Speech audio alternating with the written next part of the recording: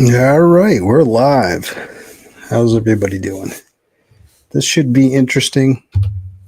I feel like I do pretty good on other people's channels, but sitting here talking to myself is a little different. So we'll see how it goes. But thanks for everybody that joins or that watches this on the replay.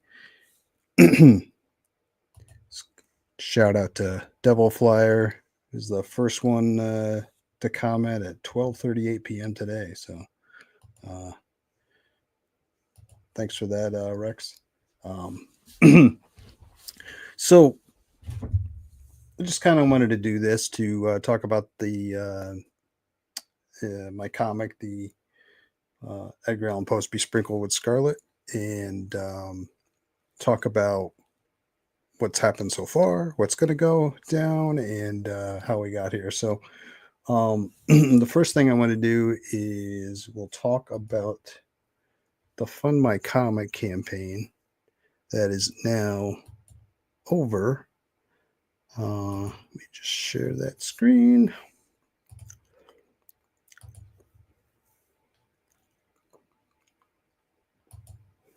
All right. So here we are. This was the end of the campaign. 32 backers, $1,147.65, which was 88% of goal. And I appreciate every one of these backers taking a chance on a first-time creator. You don't know me from Adam, so I do appreciate that. So we did pretty well in this from my standpoint, for like I said, for being my first one. I'm just going to kind of scroll through quickly. There's the cover A, there's the cover B, which is the homage cover to Midnight #1, which I chose that just because it kind of screams Edgar Allan Poe to me. So, and it's just a favorite cover. We go on to the newsprint version of the book. Same book, just a different, slightly different cover with the logo change. Logo is going to look a little bit different than this, but it'll be pretty close. And the All-Ins pack, t-shirts, and then we had a lot of original art. We had some packs and stuff, and those are now off of the site. The things you can get here now are basically comics, a t-shirt, and the digital comic. So you can snag a digital for only $5.99. Hopefully I'm not making anybody dizzy here with my crazy scrolling. But so you can actually grab a digital copy of this for $5.99. And you can do that anytime you want. This is in store mode now, which means you can purchase any of those things, and once fulfillment happens, you can get them. You don't have to wait for the Kickstarter if you don't want to. Now, when this finished, and obviously I was a little short of the goal, obviously everybody wants to make more money. But I was pretty, realistic about what I was going to make. So, anyway, I just want to say I love Fund My Comic. I will do all my books on Fund My Comic.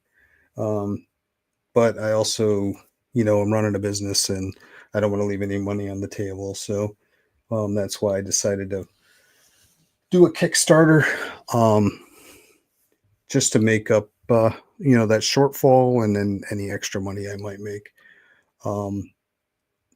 One thing I will say is that stretch goals, or any stretch goals will be a combination of the two campaigns. So, if we get, I forget what the first stretch goal is. The first stretch goal was the digital paperback, which is a collection of all the stories with some of the artwork in black and white. This is not the final cover. I'm still kind of debating on what that's going to be, but so this was supposed to be a 2200, which obviously didn't happen. I just want everybody to know that everybody is going to get this, and that's going to be up front on the Kickstarter as well. Anybody that backs a digital or physical tier will get this digital copy as well. And all it is, and I can share that in a little bit. All it is a digital version of all the stories with little snippets of the artwork from the comic. Um, so that's the first thing, and then we'll have some other stretch goals as well. But the Kickstarter is relatively low. It's going to be a $300 goal, which, like I said, I don't really need. I don't have to have that to fulfill this book, but I obviously more money is always better. I can, print more books, and do more things. So, and I would love to give out stretch goals as well. Um, so with that being said, let me just stop sharing. So the Kickstarter, not sure exactly on the launch time. If I want to launch within the next couple of weeks. Right here is the sign up for the Kickstarter. Just posted in the chat. It's also in the description of the video if you're watching this later. But trying to get some more signups here. And trying to make it as successful as possible. I keep hearing the magic number of 100 bandied around. If you can get 100 people to sign up, then you should have a successful Kickstarter. Be that as it may, I don't know if I'm going to wait that long. I really want to get my first book fulfilled. The book is completed. The book is actually now going into, I believe, the final process for approval and whatnot for the newsprint. So the newsprint version of this comic should be getting printed and to my house within the next few weeks. So I already have those. The only other thing would be to do any of the extras and the the regular cover A, cover B, and the Kickstarter exclusive cover. So, with that being said, if you do sign up, let me just share this. I can share that. 1 second. Okay. Share.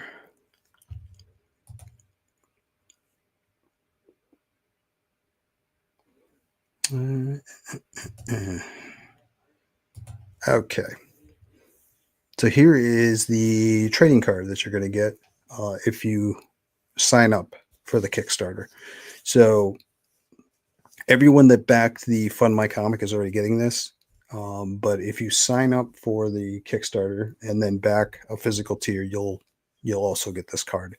And the card was done. It was part of the fan art contest I had done for the book. This is Omer Glitch on YouTube, or Omer Garcia the Third. As you can see, you may be able to tell on that card. So this was Omer did the artwork, and then Jim Whitting, who's helped me out tremendously with this book, he colored it. So Jim's done a lot as far as graphic design, about getting the files done correctly, things like that. He's just been a really great asset. So shout out to him and shout out to Kevin Conrad, who said, "Hey, I went to Kevin and said, can you do this for me?" He's like, "Yeah, I can do that for you, but why don't you call Jim because he'll have it done in like 5 minutes, and it'll take me all day, and I'll have to charge you like all day." And that was basically coming up with the whole idea of framing in the pages, to kind of give the book a uniform look. So anyway, not to go on a tangent there, but so everybody that backs it will get this card, um, if they sign up ahead of time. And then everyone, let me close that. Um,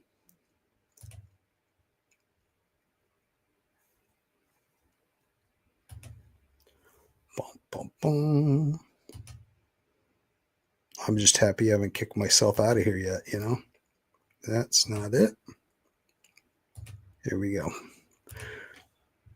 So you saw on the Fun My Comic, the kind of preview picture I had. I removed that because I'm just really not sure what I want to do with this. But this is basically what you're going to get. You're going to get a digital copy of this. It's 132 pages of Poe stories.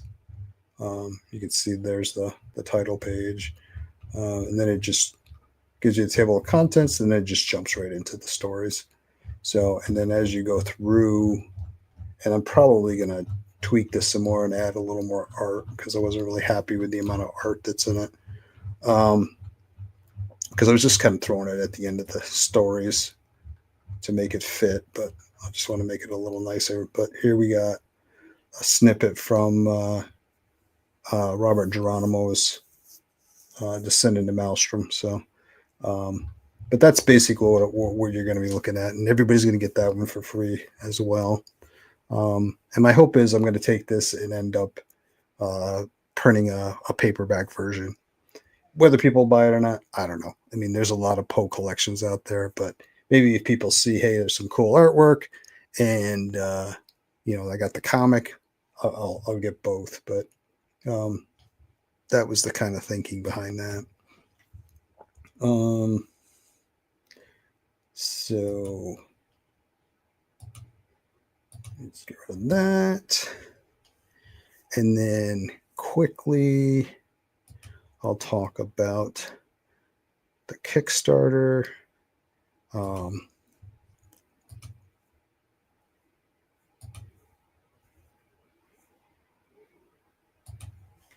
So here we are with the Kickstarter. This is a preview.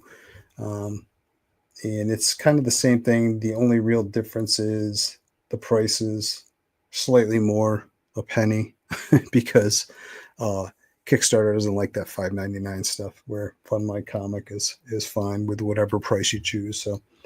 So the digital copy here will cost you $6 rather than $5.99. But and then it has cover A, cover B, and I'm going to stop sharing for a moment because there's the Kickstarter exclusive cover, which I don't want to share yet.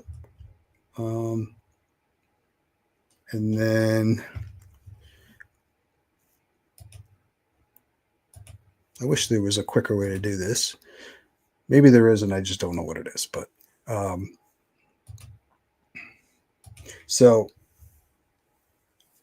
then we get to the newsprint version. There's only going to be 100 available on this. There's only 200 total of the newsprint printed. So there's only going to be 100 on this campaign available. So once they sell out, they'll be gone from here. We had an all-in bundle, and we do have another all-in bundle here. We had an all-in bundle on Fun My Comic. We do have another all-in bundle here, but it's 4 books instead of 3, so it's more money. So $35 to get all 4 covers. You save $5 on that. There's t-shirts. You can get a sketch card from Kevin Conrad.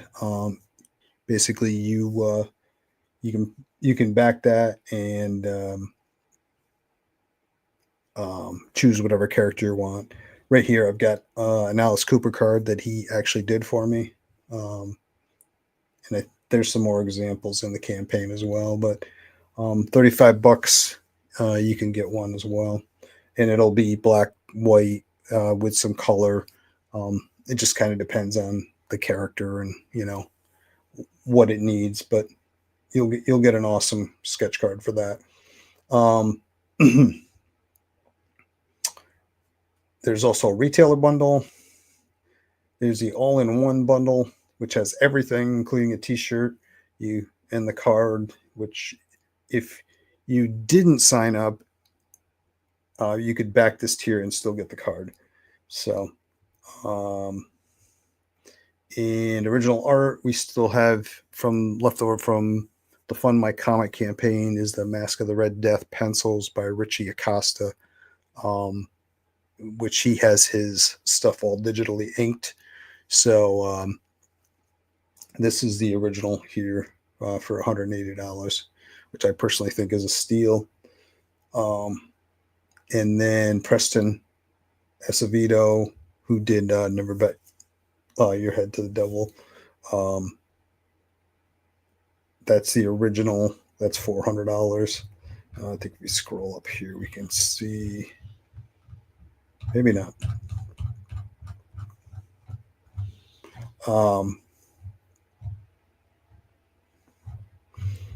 Yeah. I don't really. Maybe that's something I'll have to throw in there to make sure people can see that. But anyway, you can buy that for $400. The black and white original of that. Awesome piece. There's also available as an add-on, which I don't know if I can see it here or not. Yeah, here you can see you can get any one of these Jim Whitting sketch cards as well. He went ahead and did up 10 cards. We sold one on the Fund My Comics, so there's 9 left. You can see here you got a Vampirilla, we've got a zombie, vampire lover, a werewolf, the devil, a zombie, some aliens, a Night Vale, a Flesh Eater, and you can also get the Kevin Conrad sketch card as an add-on too. So if you buy a book, you can grab a sketch card or one of these other sketch cards on your way out. So, and there's a lot of extras here. The Dr. Mask symbol pin, which I don't know if you can really see it on here, but yeah, that's kind of bad. Maybe it's just because it's a preview. I'll have to look at that too. This is why you do this stuff. But anyway, you can get that. And yeah, it looks like I just need to add some more art to this and some more previews and whatnot. But there's a lot of extras here that you can add on.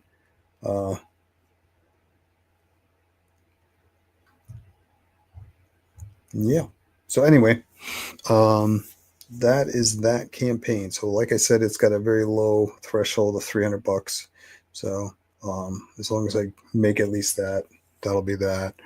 And you do get the digital paperback collection of Poe stories, and you will also get that that number 1 in the fan art card. My plan is to keep doing that, So I'll do an art contest for every comic. Whoever takes first will be in the comic. Whoever takes second will get a card, and we'll just keep going with it because I love it, and I love seeing people's different versions of the characters, and we had some fun stuff with that. So, yeah, I think that's about all I got to say about the Kickstarter. Moving on. Yeah. So I wanted to talk a little bit about how we got here. So let me just take a sip here. I'm drinking some green tea, some peachy green tea from Tazo. So, in case you care, but um, so I've been writing since I was a kid. I mean, I can remember. I'm trying to remember exactly when I started, but it's as soon as I was in school and like they're like, oh, you need to write a report or you need to do this, or, write this or write that. And I was just like, oh, okay, and I just loved it, and I would always go above and beyond whatever they were looking for. I was just thinking today, and I'd done some reports for school when in grade school and stuff. And it wasn't enough just to do the report. I had to, you know, create a cover for the report, and it would I would take my pencils and crayons and draw a picture for the top for the front of the, because what good's a book if it doesn't have a cover, so that's the kind of the way I thought. Um, and so as long as I can remember, I've been writing. And when I hit junior high, one of my teachers had a way you could do your book reports, and it was to take the book report and make like a movie script out of it, a shooting script. So I thought that was interesting. So I tried it and I loved it. And then the first one I did, I handed it in, and the teacher loved it. And after that, I did tons of those. I just kept doing shooting scripts, and it would be what the scene would look like, where the cameras would be. I would draw diagrams of the scene, and when I say draw, I would hand draw it, because you know this is before computers. And it'd show where the cameras would go and all this stuff, just crazy stuff. But so as I went through school, and I did other writing too, when I was younger, I attempted to make my own comics and stuff too, but I couldn't really draw. My artwork was never really good. So in high school, I kind of decided that I wanted to get into filmmaking, because that's kind of what I loved and that's where I was headed. And then for whatever reason, I had been accepted at a college in New York City. I'm not really a city person, and kind of just said, you know, and ended up, like maybe I'll do something some other time with it. So I ended up going to college for business. Um, and then um, I did take some television production classes at the college I was at, but I worked at the newspaper, so I just still kept writing and doing things. And I did, but I just didn't pursue the whole movie aspect of it. Um, while I was in college, I learned how to write poetry, and so I wrote a lot of poetry at one point. And then I just kind of went back and forth from there. I would write, you know, different things. And then the job I got into, I did a lot of technical writing, a lot of procedures, a lot of things like that. So, I've been writing my whole life pretty much. Um, and I started not looking into, but I mean, I think the first channel uh, I found on YouTube was Neurotic. Um, and he was just, at the time, I think he was talking about Picard and how terrible that show was. But I started, looking into that, and then looking at, crowdfunding comics. And um, previous to that, had been kind of following Graham Nolan, because he was, loved this Batman stuff, and I knew he was doing some independent stuff. Um, and I think it was the first one that he had done was the Monster Island one, and which from what he says now, didn't do very well, um, and because those guys just were new and they didn't know what they were doing. And honestly, I had no idea what the heck crowdfunding was. I'm like, I get a comic, I go to the comic store and get it. What the heck is this? So, um, but then I started watching other channels and stuff, and um, I actually did back another um, Kickstarter, or was it a Kickstarter? Hey, I believe it was a Kickstarter, and I reached out to an artist because I liked his artwork. I wanted to get him to do me a sketch, and he's like, "Well, why don't you do this? Just go back my Kickstarter, say you want a sketch. This is how much it is. Blah blah blah." I had no idea how any of this works, so I'm like, "Okay, that sounds cool." So I did it. It was a couple $100 or something, and so the campaign's over, and I'm like, "Okay, where's my sketch?" And I'm waiting and waiting, and I'm like, it was like a month or something. I'm like thinking, hey, the campaign's over.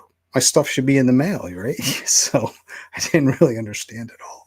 So, uh, so yeah, I reached out to him, and he's like, yeah, we got a lot of things we got to do, and the thing was, he was new to it too. He didn't really know what he was doing, so you know, I was getting a little annoyed, um, but like I said, because I didn't know. And he seemed like he really didn't know what he had gotten himself into either. Um, so anyway, after I don't know how long it took me, but I ended up going back to, I ended up catching up to this guy at a con. And I'm like, hey, dude, I never got my artwork, blah, blah, blah. And they were like, well, other people are still waiting, but if you tell me what you want, I'll do it here at the show. So I'm like, okay, cool. So I ended up getting my piece of artwork. But I mean, crowdfunding sounded like this is stupid. I'm not doing this anymore. So, uh, so when Graham Nolan launched this Shanu, I said, "Wow, that looks really cool." And I like Graham, and I met Graham, so I knew him, and I knew he had done some sketches for me. And I'm like, he's a cool dude. I don't think he would, screw people or whatever. So I'm going to go out and I'm going to back this book. So I did. And that kind of got me into, I'd follow him and other crowdfunding people on their channels and stuff. And I kind of got a feel for what it was all about. So, um, so I got that first one in the mail. And I don't know if I backed other ones while I was waiting for that one. I can't recall. Um, but I think I did a few. Um, and um, so once I started getting a couple, I'm like, okay, the people actually do make these and they do send them to you.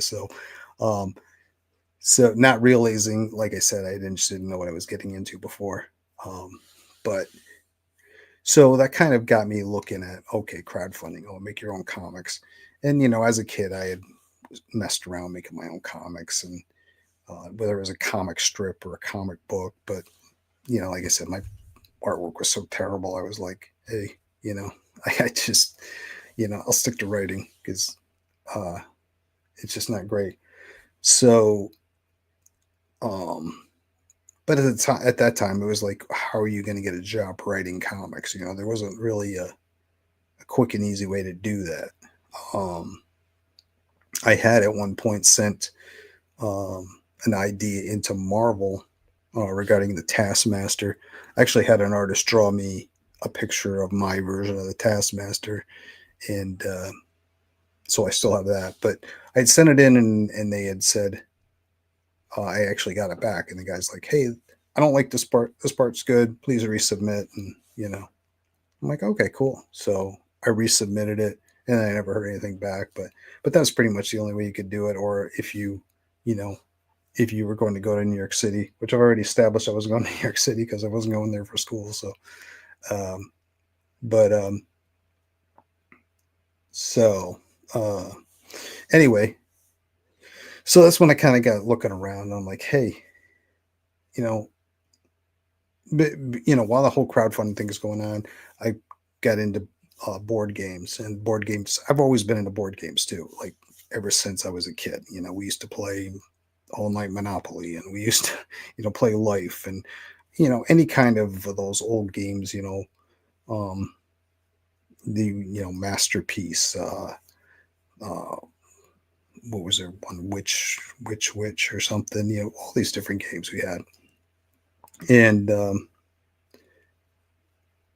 so I love board games all my life. But while I'm getting into this whole crowdfunding thing, is I'm getting into board games. And one night I'm playing this game with my friend, and I'm like, this game is freaking terrible. I hated it. I'm like, this is the stupidest game I've ever seen. How did this thing get made? I'm like, I can make better games than this.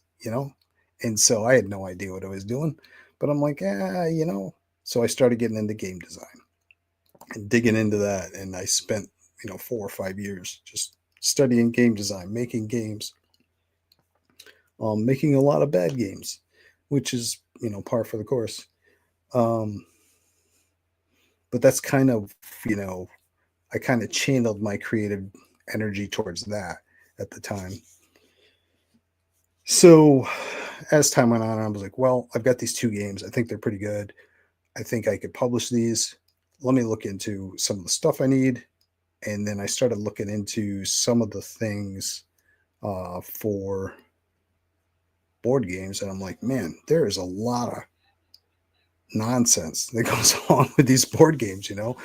Um, one of the things was I was looking for a graphic designer, and I'm like, hey, I just need, I didn't need a lot of stuff, but I'm like, and I'm getting these ridiculous prices. I'm like, I can't afford this. I want to make like a $15 game, small card game or something, and I'm going to spend 13, 14, $1,500 on a graphic designer, and I'm like, I'm never going to make that money back.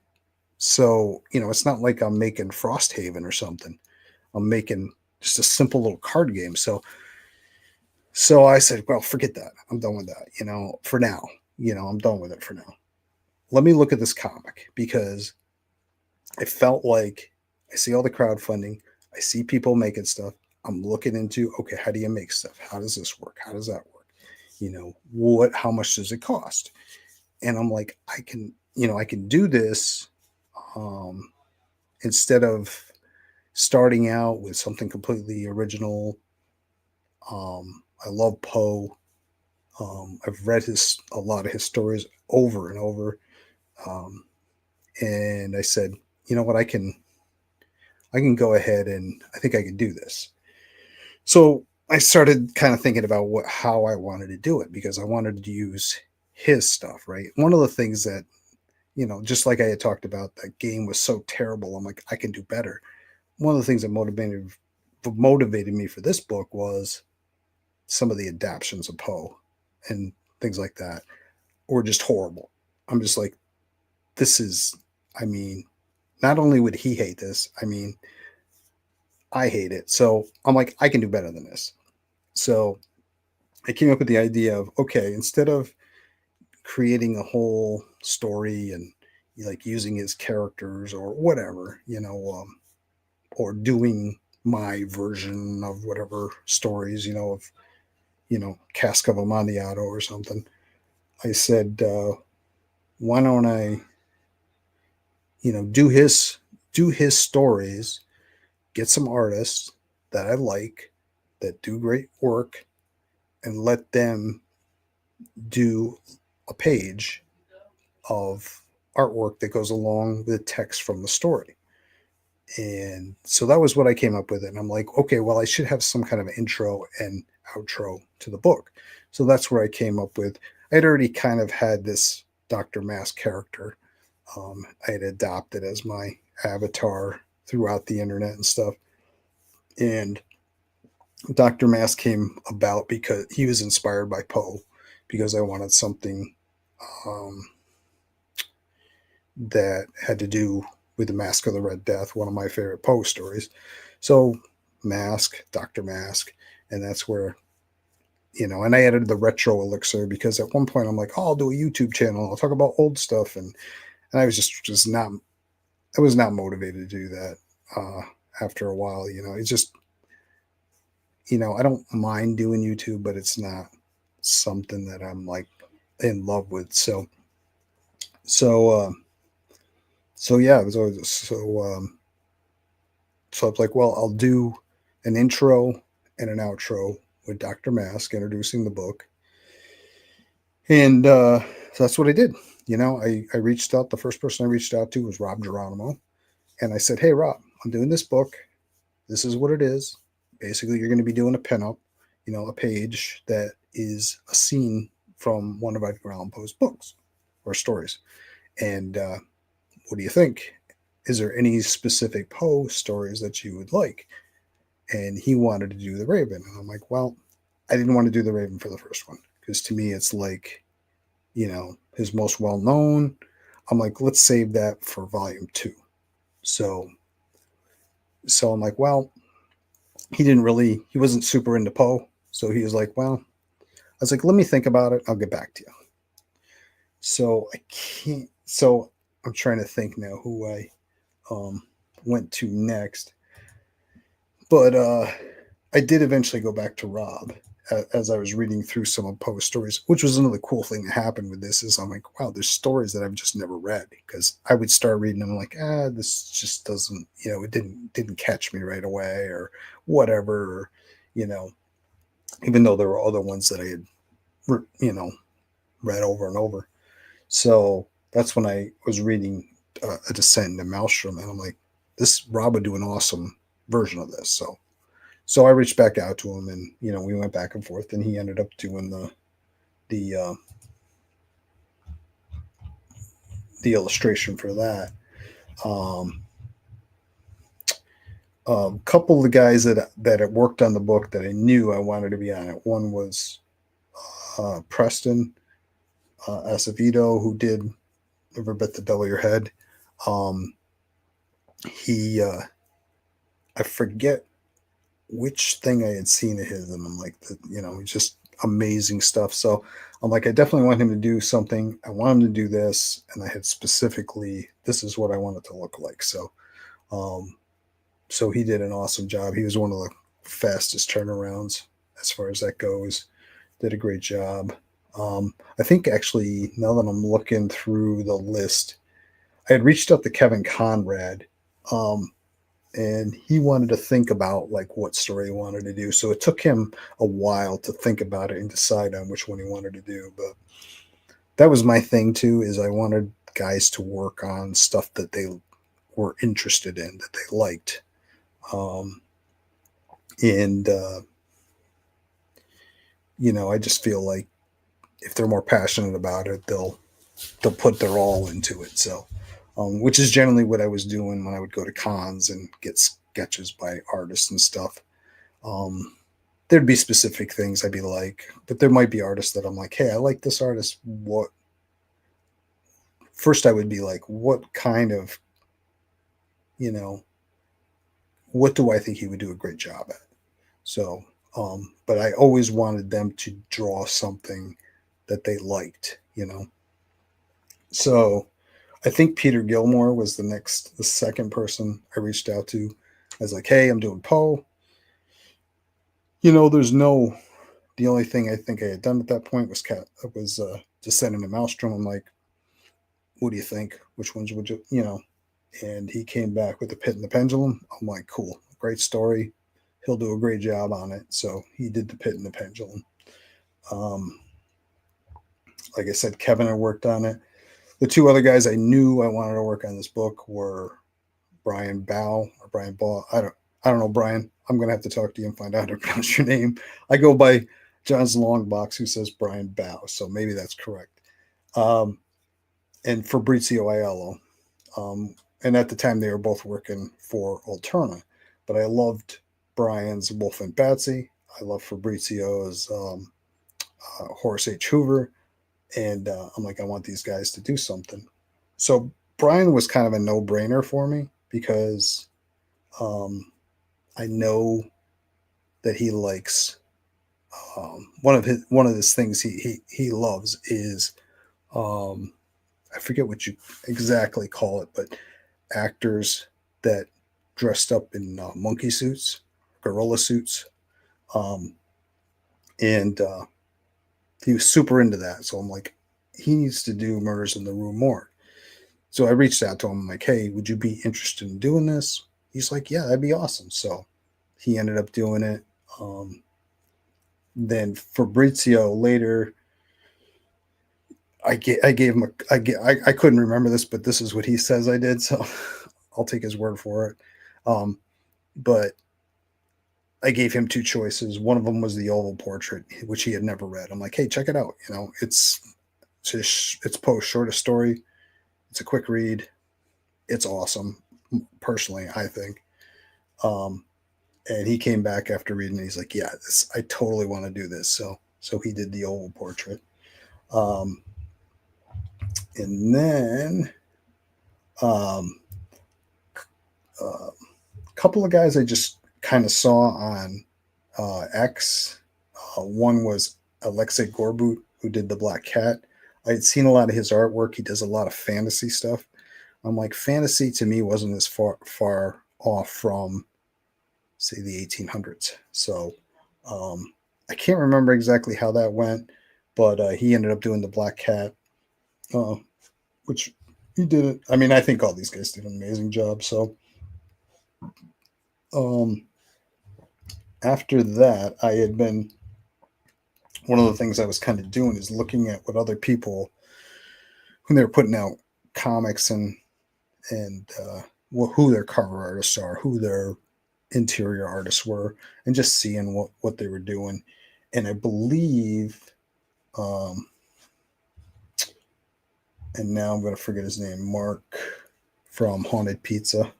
Uh, I think I had seen one of his covers, and that was Ricardo Jaime, which he had done something. I'm like, wow, this is really good. Let me see if this guy would do something for me.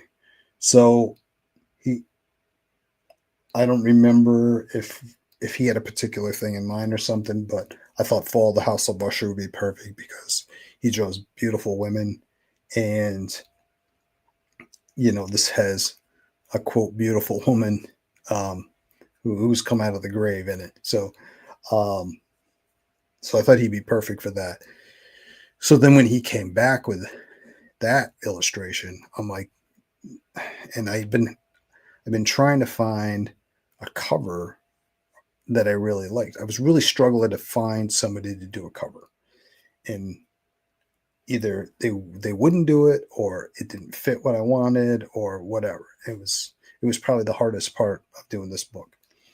So I saw his Fall of the House of Usher. I'm like, dude, how much would you charge me to do a cover? Because your stuff's amazing, and I knew it was good before, but I'm like, can you do the cover? And he's like, sure. So that's where he did the cover A. And it to me it was amazing. We had gone back and forth.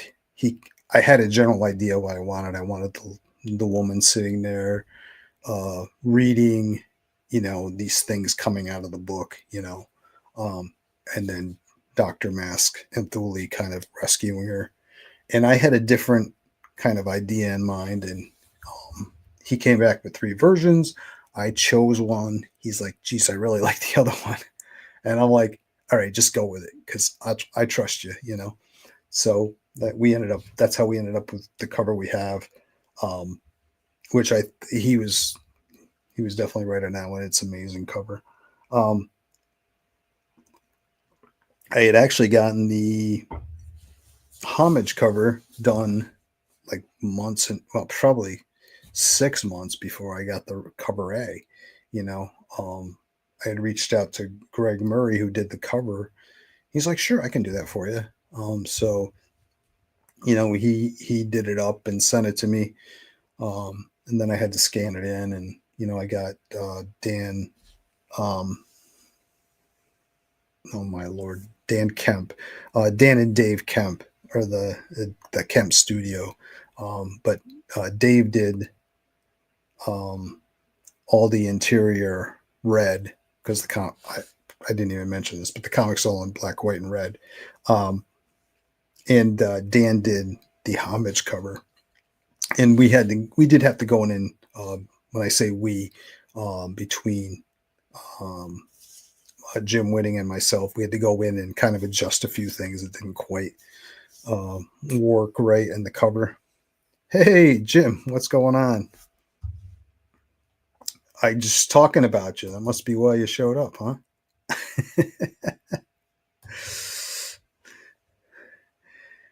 I was just talking about the homage cover and how we some of the font wasn't quite right and didn't quite things didn't line up correctly, but we got it all. I say we. I think Jim did all the work, but we went back and forth on that. Um, so yeah, that's I think that's about it. I did forget Elliot Rodriguez. I was working on all these different artists doing these different pages for like it's been a almost a year and a half now since I started this whole thing, I think. And I was kind of going I wasn't going at a fast pace because I'm like I was what I wanted to do was fund this all out of money that I was making like on the side. I didn't want to use any like real like you know day-to-day money on it if I didn't have to. So any money that I made like selling because I've been selling on eBay forever, things like that, I would just funnel it into the business. But anyway, as I'm doing all that, I reached out to Elliot and said, "Hey, could you do me a promo piece of art? I just want something cool, Dr. Mask in the graveyard with Thule, the Raven, and just, um, you know, and I kind of gave him the pose and everything, and he did it up, did an awesome job on it. So then I started kind of showing that around, and it was I got Dave Kemp actually colored that one, and then I started sharing that around, but it was so good. I'm like, it's got to be part of the book, so it's going to be the back cover of the book, and yeah. So I think that's about it, but that's where we are right now. Um, there was a couple. Oh, there was a couple of other artists. Anthony Pugh, who I ran into at a independent Comic Con. I looked at some of his stuff, really liked it, and I said, "Hey, would you be interested in doing a piece for him?" And he's like, "Sure." So he did Cask of Amontillado, which is one of my favorites. The two that I knew were going to be in this were Cask of Amontillado and Mask of the Red Death. Um, other than that, it was guided by either the artist or by what I thought the artist would be good at. So, um,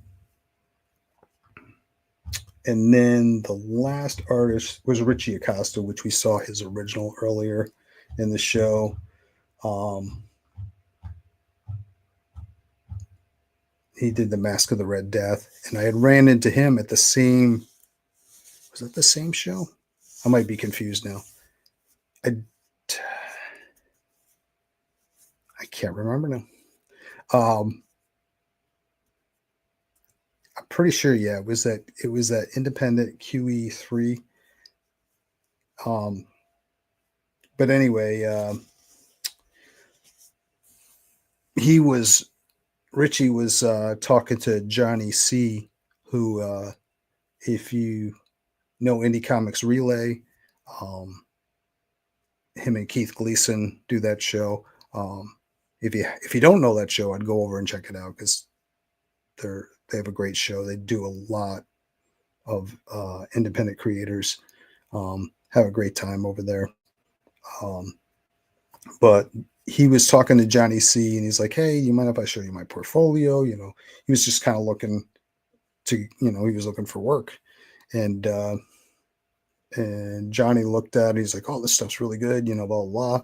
And he had done a Punisher cover, and Johnny is a big Punisher fan, so he's like, "Wow, that's really cool. I'd love to have you work on a book for me." But he didn't have anything at the time, that he was. And I'm like, "Oh, you mind if I take a look?" And then, I looked at it. He gave me one of his prints, and um, his number and everything. And so I got back in touch with him, and he was cool with doing that. Um, so yeah, I think that's about it. I think that's all. I'm exhausted talking to myself for this. Well, not talking to myself, but I so much enjoy chatting with other people on streams rather than talking by myself. But um, it is what it is. So let me think if there's anything else exciting to talk about. I will talk a little bit about the future. Um, I'm already started planning out the next book, which will be A Dream Within a Dream. My goal is to have it completed by the end of the year, um, which I don't think is a tall order. Got to remember to mute my phone. uh, but I figure with this model, it's easy to get. It's the only thing in the way is money, right? It's going to be easier to do a book like this where I can get 10 artists working on something at the same time and maybe get done in a couple of months rather than wait for one artist to get completed. Now, the monkey wrench in that at this point is that my plan for the next book is to have a 6 to 8 page story, whereas this one basically just has a 1 page intro, a 1 page outro. I want to actually have a full length story. Probably have 4 pages in the front, 4 pages in the back. There'll be some stuff interlaced in between the Poe stuff and the artwork in between. And so with that might take a little longer because if I got to get somebody to do 6 to 8 pages of sequentials, I'm going to have to wait for them. So not sure who that's going to be right now. Christian Rossi, which I can't believe I didn't mention his name, but he did the sequentials for this one, and he did amazing. I would love him to do it, but he seems to be a super busy guy, so we'll see. But I also have some other guys that would love to work on the book. But so that's the plan for the next volume, A Dream Within a Dream, which will be more focused on Poe's fantasy stuff, but there's still going to be horror stuff. One of the stories will be Hop Frog, which if you haven't read Hop Frog, I highly recommend 90% of Poe stuff, but I recommend that. Or if you're lazy, watch the Vincent Price Mask of the Red Death, because they took that story and worked it into Mask of the Red Death. So they did. It's probably the best full length film adaptation of Poe, as far as I'm concerned. But but so we got that. I'm also working on something completely unrelated. I had mentioned board game design earlier, that I had spent a bunch of time, diving into that, learning about board game design. I designed a small 18 card game of soccer, and one of the hardest things to sell in board games is sports themed games. So I figured, what the heck, let's make it as hard as possible. But anyway, I'm going full ahead on that one. I've got an artist lined up for it. Jim hopefully will be helping me with some of the graphic design stuff on it, and I think I can get this game made and be able to sell it for 15, 16, 17 bucks. So that's the goal for that one. The other game I have lined up is based on it's going to be using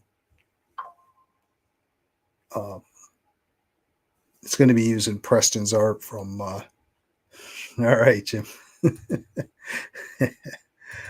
I might have something for you now, because I'm getting ready to send my outline for the artwork over to the artist, and I think I'm going to need a logo for the game before I can do that. So, because what I'm thinking is I want to do a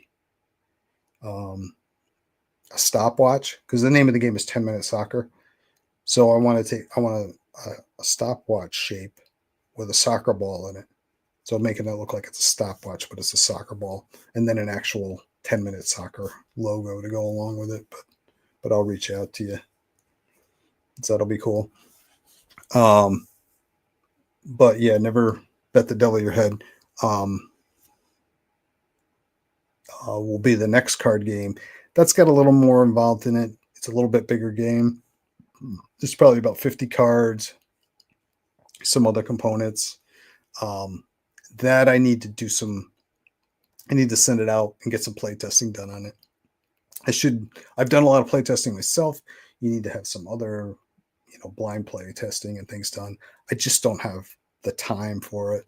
So my plan is probably to hire somebody to do some play testing, and go from there. So that's those two things on the horizon. And I had mentioned before the digital version of Poe that everybody's going to get for free if they back anything on the campaign. The digital paperback is to print up some of those as well, just to have on hand. And I got some other stuff lined up too, but it's kind of like I've been waiting all of my whole life to do all this stuff, so I'm just like, let's open the floodgates. So I just feel like it's easy. It's so much easier now to do your own thing and put it out there than it ever was. So, and that's something I've been thinking about, and maybe I'll do a video on it at some point or something. But I just see a lot of people talking about, what you should know and what you should be doing and blah, blah, blah, like practicing your craft and being, this and know that and know this. And I'm just like, well, how much do you really need to know? Like, do you, perpetually keep learning and never produce anything? There's I was listening in the car the other day, and there's a new song by Alice Cooper. It's on Revenge of Alice Cooper. It's called "The Crap That Gets in the Way of Your Dreams," and if you listen to the song, it's all about this guy who is like, I'm dedicated to my, he wants to be a rock star, so he's learning how to play his guitar, and he's spending his time in his mom's basement playing his guitar and writing songs and doing all this, and you get to the end of the song, and he, somehow he got married, but he's never become a rock star because he spent all this time trying to be a rock star, but preparing to be a rock star. So I always think about the quote, what was the best time to start something? Yesterday. What's the next best time? Today. Let's just get it going. Yep, that is true. And you make mistakes, but hey, you learn from them.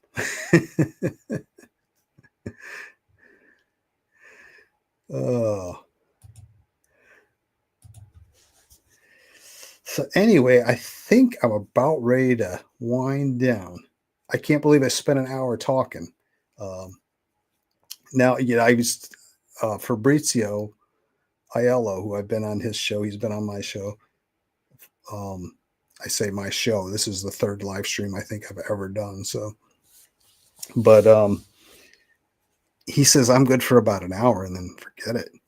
And I can say an hour of sitting here talking is good for me. But two other things I want to talk about. I figured, so what I want to do, and maybe Jim will be the first guest, but what I want to try to do is make this a semi-regular show, and have somebody on, so I don't have to sit here and listen to myself. And we can chat. We'll kind of talk about their origin story and what they do, and and some other fun stuff. Who knows? So that'll be it going forward. Last thing I want to do is, as you can see behind me, and if I felt like turning the camera, I could show you the whole room. It looks like this. So I have a huge collection of stuff. This room in particular is probably 98% Batman or Batman related stuff. So I figured as long as I have the stuff, and I shared a piece on um, uh, Devil Flyer show, um, a Batman phone that I have from the first movie. But I figured I'd share this. It's just something I grabbed. This is, does it have a year on it? 1995. It is a handheld video game from Batman Forever, Tiger Electronics. Still in the package. Double dose of Doom. It's always good to have a little Doom. 6 stages of pulsating power. Go face to face with Two-Face. So, there's the back. I love all this stuff. I don't know. I kind of just recently got into, well, I've had a lot of this stuff for a long time, but I've recently got into like pursuing video game related stuff. That's Batman anyway. So you can see here right on the front, this is bought at Bradley's, which if you're not from the Northeast, you probably have never heard of that store, for $19.99. So, but yeah, it's got a lot of the generic, I say generic, but a lot of the promotional art that's on a lot of this stuff from this movie. But yeah, so there's that. I figure we'll leave it on a fun note. And you can follow me on X. Pretty much everywhere I am, you look up Dr. Mask and you'll find me. The only guy that's even remotely close is some guy on YouTube who's, I think, a chiropractor or something. He calls himself Dr. Mask. And I don't think it's spelled the same way, but MASQUE, just like the, but I'm on X. If you follow me on X, I will post, I do a comic book cover of the day, which is usually something Golden Age. I started posting a new thing that just amused me called A Slap or a Sleep, which is panels from romance comics. As I was going through some old romance comics, I noticed there was kind of a reoccurring panels in those stories. And one was a woman laying in bed thinking about her relationship, her love, whatever, things that were going on, or somebody getting slapped or punched or something. So I just thought it was amusing. So you can get that too. I also repost a lot of indie creators, a lot of artwork in general. And usually at least once a day, there's a Betty Page picture, but anything, kind of going along with my retro elixir, anything retro, if I think it's cool, I'll repost it. I'm also on Instagram, same thing, Dr. Mask, where I post a adult humor comic.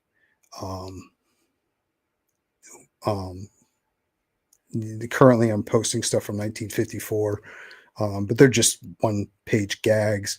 There's no nudity in them. There won't be any nudity that I post on X either, unless it's like, I don't know, a classic painting or something, but I'm not gonna post anything else that's nude out there. So you don't have to worry about that. I'm on Threads as well. YouTube, you can subscribe to the YouTube channel. And I'm also on Rumble. Most of the content's the same, but if you prefer Rumble for some reason, most of it'll be out there. And I've been dropping a video on YouTube every Sunday night at 9. I've been reading Edgar Allan Poe's poetry, and just doing a quick video, which been doing pretty decent. So, and I started a kind of a feature called A Few Minutes for Comics, where I just take a comic and talk about it for a couple to 4 minutes. Um, I'm probably going to make that a little more focused on maybe one story from a comic rather than the whole comic, because I'm trying to do these shorts, and I said it the other night on a stream. You can't say anything of substance or cover anything of substance in 3 minutes or less. Uh, so whatever. But anyway, yeah, that's where you can find me anywhere. I have an eBay store under Dr. Mask as well, but there's nothing out there at the moment until I get geared up to do that again. But I think that's about it. But hey, thanks everybody for joining. Thanks for anybody watching on the replay. We'll say I'm up to 50 subscribers, which to me is amazing because I've had like 7 for years. So, but that's my fault for not posting anything. So what are you going to do? But anyway, like I said, I want to try to make this more of an interview show rather than me talking. So we'll see how that goes. Thursday night seems to work for me, but we'll see. Until next time, I don't think I have. I was thinking, do I have any kind of outro? Not really. I guess I can work on that as well. But it's got to be better than the last stream when I did the closeout for my thing where I just gave everybody the Irish goodbye.